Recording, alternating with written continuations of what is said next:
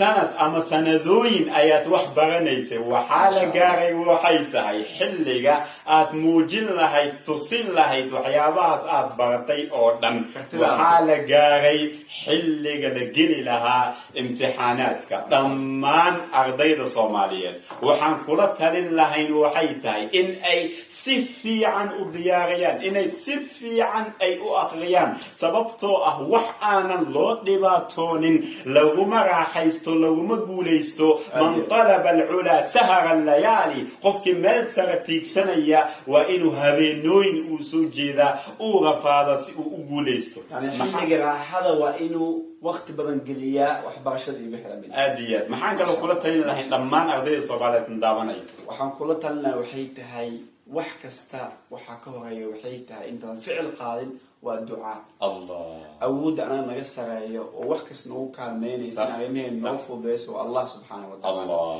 ilaahay asaga fududeeyo ducada kaarta xamdana aqastid saa muhiim shaqada ma koow ba taada ku wadwaa ay koow taada waxay tahay labo in xilliga imtixaanka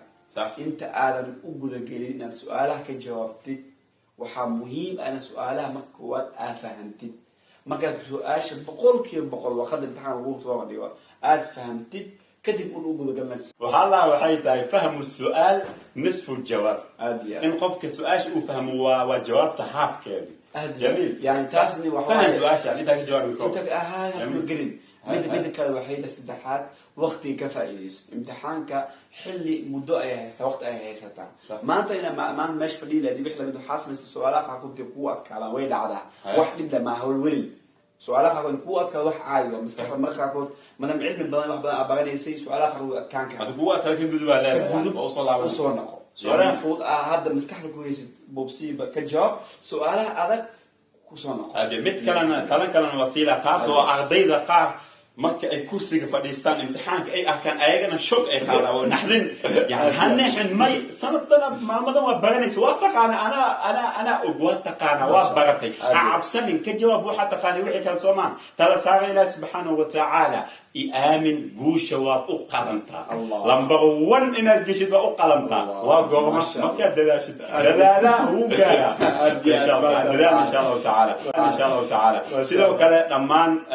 ولا الله دعوانا هدي أجت التلوين كلا دون أضربتان إن أدرتان عليها يو عديد الصوماليات كومنتي كوسقة إن شاء الله تعالى زين وكلا كايديس مهم وحامين السكالة عدين امتحان هو صوب قلنا تلون كقاطي بيحب صوته أي فكرة دي عقلية إنسان لا تاسكلي كتير سنانا أقونتين علميين مسكحلينا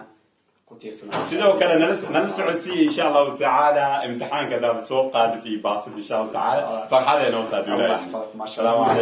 السلام عليكم.